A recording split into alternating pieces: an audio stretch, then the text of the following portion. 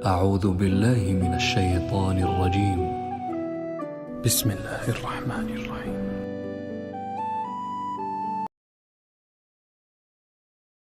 پندرہ شعبان کی جو رات ہے اور 15 شعبان کا روزہ،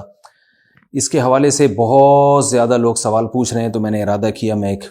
کلپ ریکارڈ کروا دوں. اس میں جو بھی میری ٹوٹی پھوٹی تحقیق ہے، جو میں نے احادیث دیکھی اس بارے میں اور جو علماء کے اقوال دیکھے اور جتنا میں اس کی ریسرچ کر سکا ہوں، اس کا ایک خلاصہ آپ کے سامنے رکھ دوں. اگر میں وہ تمام احادیث آپ کو پڑھ کے سناؤں، پھر ایک کی سند پڑھوں، پھر ایک کی سند پہ بحث کروں، تو وہ بات بہت ہو جائے گی لمبی اور کلپ بہت طویل ہو جائے گا. تو ایک خلاصے کے طور پر پوری جو ایک تحقیق ہے وہ میں آپ کے سامنے رکھنا چاہتا ہوں. تو 15 شعبان کی جو رات ہے، جس کو شب برات کہا جاتا ہے، اس کا نام شب برات کسی بھی حدیث سے ثابت نہیں ہے، اس لیے عرب اس کو اکثر لیلۃ النصف من شعبان کہتے ہیں، کہ شعبان کے جو نصف ہے اس کی رات. خیر، اس کا نام شب برات ہو، اگر اس وجہ سے برات کے اس میں اللہ تعالیٰ کہا جاتا ہے کہ جہنم سے بری کر دیتے ہیں، تو اس وجہ سے کسی نے نام دے دیا ہو تو ایک الگ بات ہے. لیکن اس رات میں ہوتا کیا کیا ہے، لوگ کیا کیا کر رہے ہیں، اس کی کیا شرعی حیثیت ہے، تو میں نمبر وار انشاءاللہ اس کو تفصیل سے بیان کروں گا. کچھ چیزیں تو ایسی ہیں جو بالکل ہی غیر ثابت ہیں. ان میں اس رات میں مٹھائی، حلوہ یا مختلف قسم کے حلوے پکا کے لوگوں میں بانٹنا، اور اس رات میں نہا دھو کے تیار ہونا یا اچھے کپڑے پہننا، ان دو چیزوں کو پہلے میں انشاءاللہ بیان کروں گا. دیکھیے، اسلام میں راتوں کے تہوار کا کوئی تصور نہیں ہے. اسلام میں جتنے بھی تہوار ہیں وہ دن کی روشنی میں ہیں. عید الفطر، عید الاضحیٰ، یہ ہمارے دو تہوار ہیں جس میں ہم سیلیبریٹ کرتے ہیں ایک دوسرے کو. یہ دن کی روشنی میں ہمیں بتائے گئے ہیں. غیر مسلموں کے تہوار رات کو ہوتے ہیں، جیسے عیسائیوں کے تہوار کرسمس آپ دیکھیں رات کو ہوتا ہے. تو اس کی وجہ یہ ہے کہ اسلام نے دن کی روشنی میں تہوار رکھے ہیں. بہت ساری حکمتیں اس میں ہو سکتی ہیں، پوری حکمتیں تو ہم نہیں جانتے، لیکن کچھ سرسری غور سے کچھ حکمتیں ہمارے سامنے آتی ہیں کہ رات کا وقت ایسی چیز ہے جو اللہ نے عبادت کے لیے بنایا یا آرام کرنے کے لیے، سونے کے لیے بنایا. رات میں اگر آپ سیلیبریٹ کریں گے کسی بھی عمل، یعنی کوئی خوشی منائیں گے، تو اس میں انسان کی گناہوں کی طرف توجہ زیادہ جاتی ہے. جیسے آپ دیکھیں کرسمس میں شرابیں پی جاتی ہیں، اور جو بھی غیر مسلموں کے تہوار ہیں اس میں بھی چراغاں ہوتا ہے رات کے وقت. تو جبکہ ہمارے ہاں جو عید الفطر ہے وہ دن کی روشنی میں ہم نماز پڑھ کے اس کی ابتدا کرتے ہیں. تو آپ کہہ سکتے ہیں کہ شب برات کو کوئی تہوار تو نہیں مانتا. تو دیکھیں، تہوار زبان سے ماننا ضروری نہیں ہے. آپ اپنے عمل سے جب کوئی ایسا کام کرتے ہیں جو تہواروں میں کیا جاتا ہے، تو اس کا مطلب یہ ہوا کہ آپ اس کو تہوار مان رہے ہیں، یعنی آپ اس کو ایک خوشی کا دن مان رہے ہیں. تو نہانا دھونا یا کھانے پکا کے لوگوں میں تقسیم کرنا یا خود کھانا، اور خاص طور پہ حلوہ یعنی میٹھا، یہ چیزیں تہواروں کے موقع پر ہوتی ہیں. جیسے ہم عید الفطر والے دن صبح سوئیاں بناتے ہیں، میٹھا بناتے ہیں، کھاتے ہیں، لوگوں کو کھلاتے ہیں، نہاتے ہیں، اچھے کپڑے پہنتے ہیں. جمعے والے دن بھی، جمعے میں بھی عید کا عنصر ہے حدیث میں، اس کو بھی عید قرار دیا، اس دن بھی ہم نہا دھو کے کپڑے پہنتے ہیں. تو جو لوگ 15 شعبان کی رات کو نہاتے دھوتے ہیں، اسپیشلی اس رات کو کہ بھئی آج کوئی تہوار ہے یا آج کوئی خوشی کا دن ہے، اور مٹھائیاں کھاتے ہیں یا حلوے پکاتے ہیں، تو وہ زبان سے اس کو تہوار نہ بھی کہیں، اپنے عمل سے یہ بتاتے ہیں کہ یہ تہوار ہے، جبکہ یہ تہوار نہیں ہے. اسلام میں کوئی اس کی ایک ضعیف روایت بھی نہیں ہے کہ آپ صلی اللہ علیہ وسلم نے، میرے علم میں نہیں ہے، کم از کم ہو سکتا ہے کوئی موضوع من گھڑت روایت موجود ہو جس میں کوئی کہیں بھی نہیں ہے کہ آپ صلی اللہ علیہ وسلم نے اس رات کو ہمیں نہانے کا حکم دیا ہو، یا اچھے کپڑے پہننے کا حکم دیا ہو، یا کھانے پینے کا یا حلوے کھلانے کا، حلوے مانڈے کا ہمیں حکم دیا ہو. تو اللہ کا واسطہ یہ بدعت ہے، اس کو ختم کریں اپنے معاشرے سے. اور اسلام میں تہوار کا ٹائم دن میں ہوتا ہے. عید الفطر، عید الاضحیٰ ہے جس میں ہم دن میں قربانی کرتے ہیں اور کھاتے ہیں، پیتے ہیں، نہاتے ہیں، دھوتے ہیں. راتوں کے یہ کام نہیں ہے. رات کو آپ سوئیں یا عبادت کریں. تو ایک چیز تو یہ تھی جو میں بتانا چاہ رہا تھا. دوسری چیز، اس رات کو قبرستان جانا. دیکھیے، اس بارے میں حدیث پیش کی جاتی ہے، مشہور حدیث ہے، لوگ سنتے رہتے ہیں کہ نبی صلی اللہ علیہ وسلم رات کو اٹھے اور امی عائشہ رضی اللہ تعالیٰ عنہ بھی آپ کے پیچھے چلی گئیں، اور آپ صلی اللہ علیہ وسلم جنت البقیع میں مغفرت کی دعا مانگ کے تشریف لے آئے واپس. تو یہ حدیث انتہائی درجے کی ضعیف حدیث ہے. اور ایک تو ضعیف حدیث ہے، دوسری بات یہ کہ اگر ہم تھوڑی دیر کے لیے فرض کر لیں یہ صحیح حدیث ہے، اور ہم کہتے ہیں کہ بھئی نبی صلی اللہ علیہ وسلم نے یہ عمل کیا ہے، تو صحابہ میں سے کسی سے ضعیف حدیث سے بھی ثابت نہیں ہے کہ کوئی اس رات قبرستان گئے ہوں. حضرت ابو بکر کے بارے میں کوئی روایت نہیں ملتی کہ اس رات قبرستان گئے ہوں. حضرت عمر کے بارے میں کوئی روایت نہیں ملتی, یہ کسی ایک صحابی کے بارے میں نہیں. تو آپ مجھے بتائیں کہ یہ کیسی سنت ہے کہ جو صحابہ کی سمجھ میں نہیں آئی اور ہماری سمجھ میں آ گئی ہے. تو مشرکین مکہ یہ کہا کرتے تھے لو کان خیرن ما سبقونا الیہ, قرآن مجید کی آیت ہے کہ اگر یہ اسلام میں کوئی خیر ہوتی تو یہ صحابہ ہم سے پہل نہ کرتے. یہ صحابہ نے ہم سے پہل کیا ہے, اس کا مطلب ہے یہ اسلام خیر کا کام نہیں ہے. تو مشرکین کو صحابہ سے چونکہ نفرت تھی, اس لیے کہتے تھے کہ یہ چونکہ اسلام کو فالو کر رہے ہیں تو یہ اس کی علامت ہے کہ اسلام خیر نہیں ہے, کیونکہ خیر میں تو ہم صحابہ سے آگے ہوتے ہیں. اپنے بارے میں ان کا یہ اس خوش فہمی میں مبتلا تھے وہ. لیکن ہماری رائے کیا ہے, ہم یہ کہتے ہیں کہ لو کان خیرن لسبقونا الیہ. وہ کہتے تھے لا سبقونا, ہم کہتے ہیں لسبقونا, کہ اگر کوئی بھی خیر کا کام ہے تو صحابہ ہم سے ضرور اس میں پہل کریں گے. یہ ہو نہیں سکتا کہ خیر کا کام وہ ہم کریں اور صحابہ نے نہ کیا ہو. تو اسی طرح میں یہ عرض کرتا ہوں کہ دیکھیں, اگر قبرستان جانا اس رات میں سنت عمل ہوتا تو صحابہ یقیناً جایا کرتے. کوئی ایک صحابی تو گیا ہو, یہ کیسی بات ہے جو صحابہ کی سمجھ میں نہیں آئی اور ہماری سمجھ میں آ رہی اور ہم قبرستان جا رہے ہیں اس رات کو. چلیں اگلا اسٹیپ تھوڑی دیر کے لیے فرض کر لیتے ہیں کہ نبی صلی اللہ علیہ وسلم جو ایک رات قبرستان گئے, فرض کر لیں وہ حدیث بھی صحیح ہے. یہ بھی فرض کر لیں کہ صحابہ اگرچہ نہیں گئے مگر ہم صحابہ سے بھی زیادہ آگے نکلنے کی کوشش کرتے ہیں اور صحابہ کو سمجھ میں نہیں آیا, ہمیں سمجھ میں آ گیا. تو چلیں فرض کر لیں تھوڑی دیر کے لیے کہ اس رات کو جانا ہم سنت مان لیتے ہیں, آپ کے دلائل ہم مان لیتے ہیں اور صحابہ کی سمجھ میں نہیں آئے لیکن ہماری سمجھ میں زیادہ آ رہا ہے, ہم فرض کر لیتے ہیں, مان لیتے ہیں کہ اس رات قبرستان جانا سنت ہے. تو آپ مجھے بتائیں نبی نے جو عمل جس طرح سے کیا ہو اس طرح سے سنت ہوگا, یا آپ اپنی طرف سے, جس کو ہم پشتوں میں کہتے ہیں اخپل طریقے سے کرنا سنت ہے. نبی نے فجر کی 2 رکعتیں پڑھی ہیں اور ہر رکعت میں 2 سجدے کیے ہیں. آپ اگر فجر کی 3 رکعتیں پڑھیں گے تو کیا نماز ہو جائے گی آپ کی؟ اب آپ دلیل میں یہ کہیں کہ نبی نے فجر کی نماز پڑھی ہے تو مجھ پر بھی لازم ہے. تو بھائی نبی نے پڑھی ہے تو جیسے نبی کے پڑھنے سے آپ پر پڑھنا لازم ہو گیا تو جس طرح سے پڑھی ہے اسی طرح پڑھنا لازم ہوگا, اخپل طریقے سے پڑھنا لازم نہیں ہوگا. تو اسی طرح یاد رکھیں, فرض کر لیں کہ نبی قبرستان گئے ہیں اور یہ قبرستان جانا سنت ہے, تو نبی کس طرح گئے ہیں اور کتنی دفعہ گئے ہیں؟ نبی رات کو چپکے سے اٹھ کے گئے ہیں, کوئی کسی کو آپ نے جمع نہیں کیا, کسی کو بتایا تک نہیں, جو اس حدیث سے پتا چل رہا ہے ہمیں, اگرچہ یہ ضعیف حدیث ہے لیکن فرض کر لیں یہ صحیح ہے. تو کہیں پتہ بھی نہیں چل رہا, چپکے سے قبرستان گئے اور چپکے سے واپس آئے اور پوری زندگی میں ایک دفعہ گئے. جبکہ ہمارے ہاں ہر سال قبرستان میں لوگ جا رہے ہیں,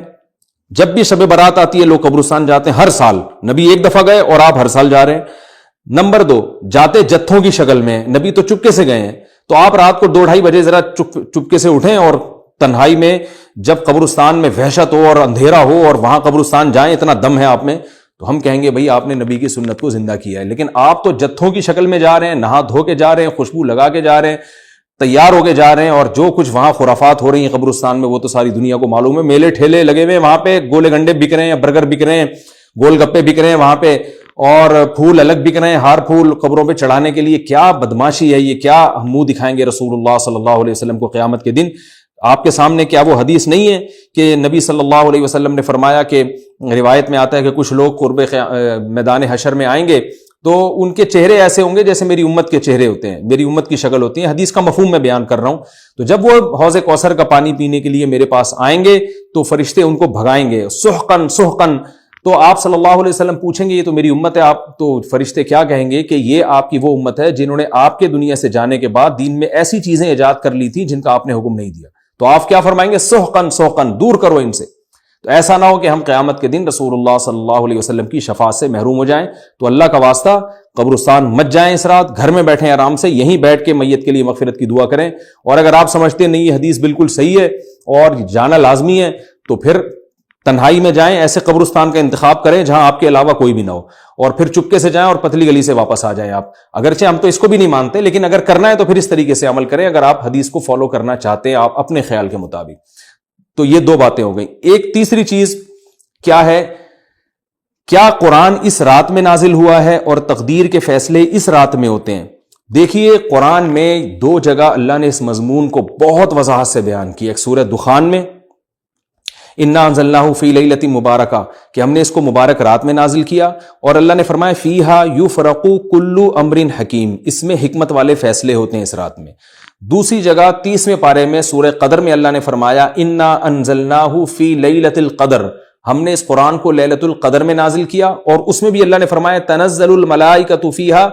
کہ فرشتے اس رات میں اترتے ہیں باذن ربہم من کل امر، تمام قسم کے معاملات لے کے۔ تو یہاں بھی اللہ بتا رہے ہیں کہ جو 1 سال کے فیصلے جس رات میں ہوتے ہیں اور فرشتوں کے حوالے کیے جاتے ہیں، وہ رات اور قرآن کے نازل ہونے والی رات ایک ہی ہے، یہ الگ الگ راتیں نہیں ہیں۔ اور سورہ قدر میں اللہ نے فرما دیا واضح لفظوں میں کہ وہ لیلۃ القدر کی رات ہے۔ تو اتنی وضاحت کے بعد پھر یہ کہنا کہ اس رات میں قرآن نازل ہوا تھا، جبکہ اس کے بارے میں کوئی صحیح حدیث موجود بھی نہیں ہے،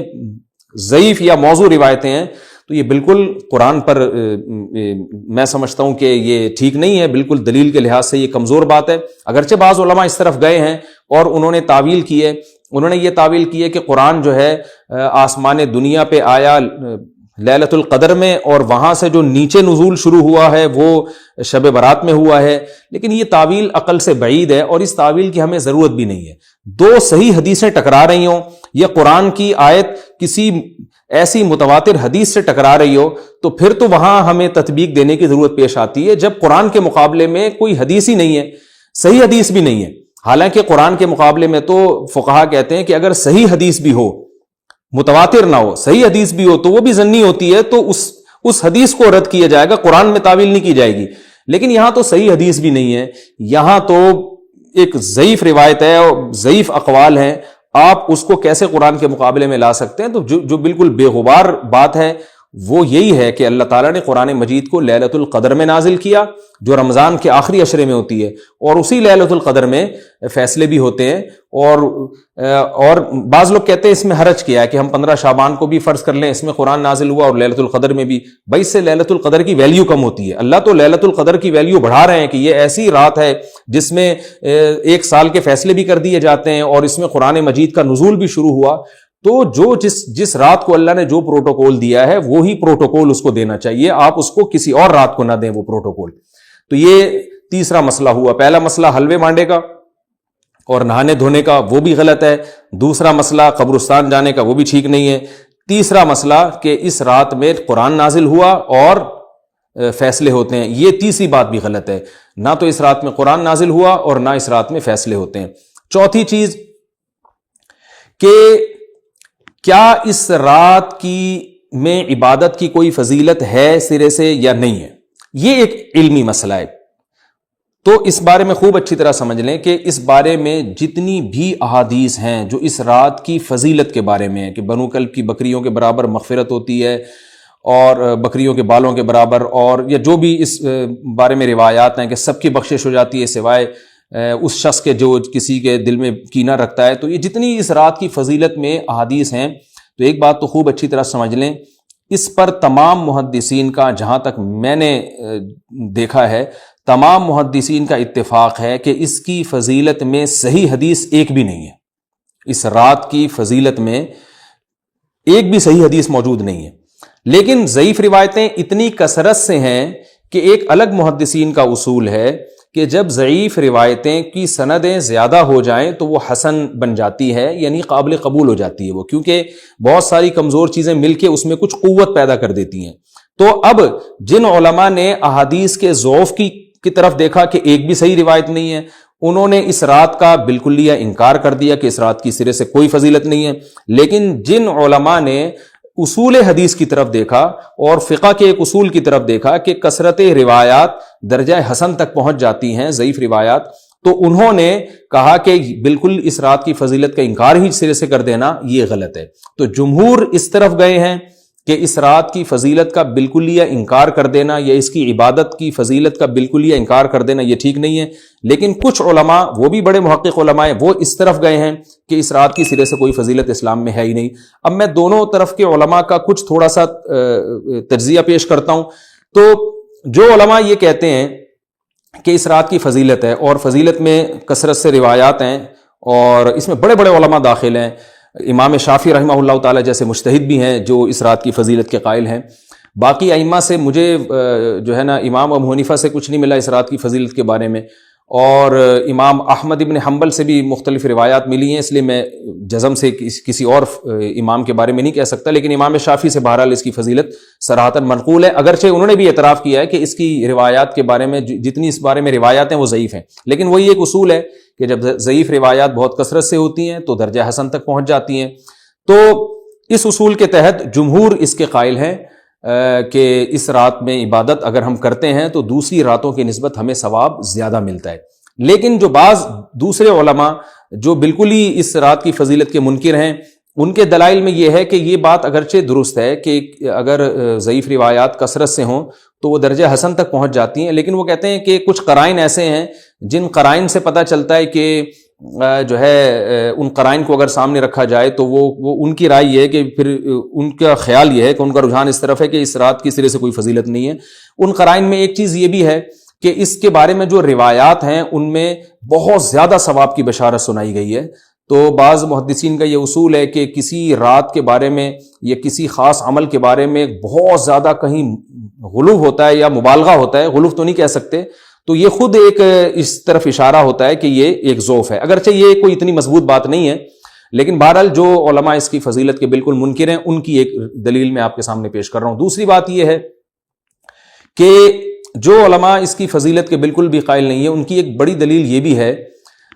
جن میں ہمارے شیخ حضرت مفتی رشید احمد صاحب رحمہ اللہ تعالیٰ بھی تھے، اگرچہ انہوں نے اس بارے میں کوئی صراحتاً فتویٰ نہیں دیا، لیکن وہ یہ اشکال ظاہر کیا کرتے تھے کہ شریعت میں جب بھی کسی وقت کی یا کسی خاص رات کی کوئی فضیلت آتی ہے تو اللہ تعالیٰ اس کو جو ہے وہ اس کا صحیح ٹائم نہیں بتاتے، بلکہ اس میں اختلاف ڈال دیتے ہیں۔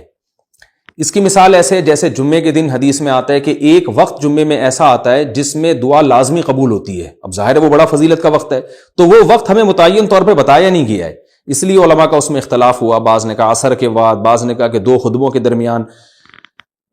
لیلۃ القدر کو دیکھ لیں،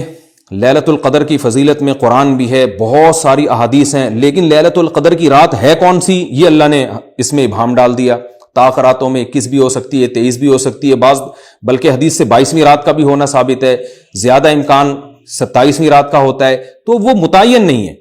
تو جو علماء کہتے ہیں اس کی سرے سے کوئی فضیلت ہی نہیں ہے، ان کا رجحان وہ ان کی ایک یوں سمجھیں کہ دلیل تو نہیں لیکن ایک استئناس کہتے ہیں اس کو، کہ اس سے ان کے اس نظریے کو تقویت ملتی ہے کہ اگر یہ اس کی اتنی زیادہ فضیلت ہے تو اس کی تعیین میں اختلاف بالکل بھی نہیں ہے، تو یہ وہ کہتے ہیں کہ یہ مزاج شریعت کے خلاف ہے۔ اور تعیین میں اختلاف ہوتا کیوں ہے؟ علماء نے بیان کیا اگر لیلۃ القدر کو متعین طور پہ بیان کر دیا جاتا نا کہ یہی لیلۃ القدر ہے تو بہت ساری اس میں جو ہے نا حکمتیں فوت ہو جاتی، جن میں ایک یہ بھی کہ اس رات میں جہاں عبادت کا ثواب بہت ہے، گناہ کا عذاب بھی بہت ہے، پھر اگر اس رات میں کوئی گناہ کرتا تو وہ اللہ کے عذاب سے نہ بچ پاتا، کیونکہ وہ اللہ متعین کر دیا کہ یہ لیلۃ القدر ہے، تو کیسے تم اس میں گناہ کر رہے ہو؟ اب معاملہ اللہ نے مبہم رکھ دیا کہ بھئی یہ بھی ہو سکتی ہے تو اگلے دن بھی ہو سکتی ہے۔ اور ایک فائدہ یہ بھی اس میں رکھا متعین نہ کرنے میں کہ لیلۃ القدر انہی کو ملے جو تلاش کریں، جو پورا عشرہ جاگیں گے ان کو لیلۃ القدر ملے گی۔ اگر اللہ اسپیسیفک دن بتا دیتا کہ 21ویں ہے، 23ویں ہے یا 25ویں ہے یا 22ویں ہے تو بہت سارے لوگوں کو لیلۃ القدر مل جاتی، تو اللہ نے جو مبہم رکھا ہے نا، تو ایک رات کی فضیلت اللہ نے بڑھا دی مگر اس کی تعیین میں ابہام پیدا کر دیا تاکہ جو پورا عشرہ جاگے گا اسی کو لیلۃ القدر ملے گی، اس کے علاوہ ہر آدمی کو نہ ملے۔ وہ ایک اللہ کی ایک حکمت ہو سکتی ہے اس میں۔ تو یہ 2 حکمتیں ہیں کہ اس میں گناہ اگر کوئی کرے تو اس پر عذاب نہ آ جائے، کیونکہ اگر متعین کر دیا جائے گا تو پھر گناہ کیسے تم کر رہے ہو اس رات میں، تو اللہ نے اس میں بھی ابہام پیدا کر دیا۔ جو گناہ کرنے والا ہے اگرچہ وہ بڑا گناہ گار ہے اس رات میں، چاہے وہ رمضان کا آخری عشرے میں کسی رات میں بھی گناہ کرتا ہے، لیکن کم از کم اتنا عذر تو ہے کہ اس کو کیا پتا تھا کہ یہ آج لیلۃ القدر ہوگی۔ تو جو 15 شعبان کی رات ہے اس کی بہت زیادہ فضیلت ہے، تو پھر یہ رات کو متعین کیوں کر دیا گیا؟ یہ ان علماء کی دلیل میں بیان کر رہا ہوں جو اس کی فضیلت کے بالکل بھی قائل نہیں ہیں، لیکن بہرحال حقیقت یہ ہے کہ جمہور علماء اس کی فضیلت کے قائل ہیں، کیونکہ یہ جو میں نے دلائل دیے کہ وہ علماء جو اس کی فضیلت کے سرے سے منکر ہیں ان کے یہ دلائل کو ہم دلیل نہیں کہیں گے بلکہ استئناس کہیں گے کہ استیناس کہتے ہیں کہ ایک چیز استدلال نہیں ہے بلکہ ان اپنے نظریے کی تقویت کے طور پر ایک چیز کو پیش کر دینا جس سے یہ لگتا ہو کہ واقعی یہ صحیح کہہ رہے ہیں، اس کو استیناس کہتے ہیں، میں جو آسان لفظوں میں سمجھانے کی کوشش کر رہا ہوں۔ اور ایک استدلال کہتے ہیں کہ ایک ریسرچ کو، ایک پوری تحقیق کو۔ تو جمہور کا مذہب ایک اصول پر مبنی ہے کہ بھئی اتنی ساری روایات ہیں اور ضعیف ہیں، ان میں ٹھیک ہے کچھ موضوع بھی ہیں لیکن بہت ساری ایسی ہیں جو موضوع بھی نہیں ہیں، تو ضعیف روایات ہیں جب اتنی کثرت سے ہیں اور اس میں ہے بھی عبادت کا تذکرہ تو عبادت کرنے میں کوئی حرج بھی نہیں ہے، تو لہذا انہوں نے اس کو جو ہے نا اس کو دلیل بنایا ہے اور اصول کے لحاظ سے یہ بات درست ہے۔ تو اس اصول کو اگر کوئی فالو کرنا چاہے تو اس رات کی عبادت اس کے لیے بالکل ٹھیک ہے اور اللہ کی رحمت سے امید ہے کہ اس میں اس کو ثواب زیادہ ملے گا۔ تو جمہور ایک طرف ہیں اور بعض علماء دوسری طرف ہیں۔ تو یہ میں نے صرف اس لیے بیان کر دیا کہ اس رات کی فضیلت میں اتفاق نہیں ہے بلکہ مختلف فی ہے، مجتہد فی ہے، اختلاف رائے اس میں ہو سکتا ہے۔ تو اگر کوئی عالم اس رات کی فضیلت کا بالکلیہ انکار کرے اور ان علماء کا بھی احترام کرے جو اس رات کی فضیلت کے قائل ہیں تو پھر اس عالم پر رد کرنے کا حق نہیں ہے۔ دوبارہ میں اپنی بات کو ریپیٹ کرتا ہوں، اگر کوئی عالم یہ کہے کہ اس رات کی سرے سے کوئی فضیلت نہیں ہے تو اس عالم پر طعن و تشنیع جائز نہیں ہے کیونکہ ان کے بھی کچھ نہ کچھ استدلالات ہیں۔ ہاں اگر کوئی عالم اس رات کی فضیلت کا انکار کر کے جمہور کے مذہب کو بالکل غلط قرار دیں اور اس عمل کو یہاں اس رات کی عبادت کو بالکل بدعت قرار دیں اور جو اس رات میں عبادت کر رہے ہیں یا اس کی فضیلت کے قائل ہیں ان کو بدعتی قرار دیں تو یہ غلو ہو جائے گا، یہ زیادتی ہو جائے گی جو کہ بالکل غلط ہے۔ کیونکہ جب دونوں طرف دلائل ہیں تو اعتدال والی رائے اختیار کرنی چاہیے اور کسی ایک طرف بہت زیادہ جھکاؤ یا کسی ایک کو 100% غلط قرار دے دینا، بدعتی قرار دے دینا، یہ درست نہیں ہے۔ جو ہماری قوم میں ایک مزاج ہے کہ بس اپنی رائے کو مسلط کرتے ہیں اور دوسرے کی رائے کو مانتے ہی نہیں۔ تو عوام کے لیے کیا ہے؟ لوگ کہتے ہیں مفتی صاحب کنفیوز کر دیا آپ نے، تو لٹکا کے چھوڑ دیا ہمیں۔ بھائی میں کنفیوز نہیں کر رہا، عوام جمہور کے مذہب کو فالو کرے گی، جمہور میں بڑے بڑے علماء ہیں، وہ اس کی فضیلت کے قائل ہیں اور وہ اس کے قائل ہیں کہ اس رات میں عبادت کرنی چاہیے، تو آپ جمہور کے مذہب کو فالو کر سکتے ہیں۔ تو اب یہ بات تو ہو گئی جمہور کا مذہب، میں نے آپ کو بتایا کہ وہ اس رات میں فضیلت کے قائل ہیں کہ اس رات میں عبادت کرنی چاہیے، لیکن کیسے کرنی چاہیے اس پر تمام علماء کا اتفاق ہے کہ مسجد میں جتھے بنا کے جانا یا اجتماعی عبادت کرنا یہ بالکل بدعت ہے، بالکل ناجائز ہے۔ اسی طرح کوئی مخصوص قسم کی نماز پڑھنا کہ پہلی رکعت میں یہ والی صورت تو دوسری میں یہ والی صورت تو تیسری میں یہ والی صورت، یہ بالکل بدعت ہے۔ صلاۃ التسبیح کی جماعتیں بدعت ہیں۔ تو ایک ہی راستہ ہے آپ کے پاس، آپ عبادت کرنا چاہتے ہیں تو انفرادی طور پر ایسے عبادت کریں جیسے عام دنوں میں آپ عبادت کرتے ہیں، یہ ویسے ہی نماز پڑھیں جیسے عام دنوں میں نماز پڑھتے ہیں۔ کوئی مخصوص صورتیں، مخصوص رکعتیں نہیں ہیں، جتنی اللہ توفیق دے۔ تنہائی میں آپ 2 رکعتیں، تہجد کی 4 رکعتیں، 6 رکعتیں، 8 رکعتیں، 16 رکعتیں، جتنی اللہ توفیق دے آپ رات کو کھڑے ہو کر انفرادی نماز پڑھیں، دعائیں مانگیں اللہ تعالیٰ سے، قرآن کی تلاوت کریں، تسبیحات کریں، جتھے نہ بنائیں مسجد میں، چراغاں نہ کریں، بتیاں نہ لگائیں، قبرستانوں پہ رش نہ کریں، یہ سب ناجائز اور سب حرام ہے، گناہ ہے، اس کا اسلام میں کوئی تصور نہیں۔ کرنا ہے تو صرف ایک کام آپ کر سکتے ہیں کہ صرف عبادت کریں، اور اللہ کی رحمت سے امید کی جا سکتی ہے کہ اللہ تعالیٰ اس رات میں آپ کو عبادت کا دوسری راتوں کی نسبت ثواب عطا فرمائے گا۔ کیونکہ آپ اگر جمہور علماء کو فالو کر رہے ہیں تو ہمیں یعنی جن کے پاس علم نہیں ہے تو ان کو علماء ہی کو فالو کرنے کا اللہ نے حکم دیا ہے، تو آپ جمہور علماء کی رائے پر عمل کرتے ہوئے اگر عبادت کرنا چاہیں تو اللہ کی رحمت سے امید ہے کہ انشاءاللہ آپ کو ثواب ملے گا۔ لیکن عبادت کا کوئی مخصوص طریقہ ہرگز نہیں ہے۔ پمفلٹ بٹ رہے ہوتے ہیں کہ یہ والی صورت پڑھنے سے یہ ہو جائے گا تو یہ والی صورت پڑھنے سے یہ ہو جائے گا، یہ بالکل غلط ہے۔ تو انفرادی عبادت ہوگی اور ایسے ہی عبادت کا طریقہ ہوگا جیسے پورے سال ہوتا ہے، نماز اسی طرح پڑھی جائے گی جیسے پورے سال پڑھی جاتی ہے، دعائیں مانگی جائیں گی، اپنے طور پر اجتماعی سطح پہ کوئی عمل نہ کیا جائے۔ اللہ تعالیٰ سے دعا ہے کہ اللہ تعالیٰ ہمیں سمجھنے کی، عمل کرنے کی توفیق عطا فرمائے۔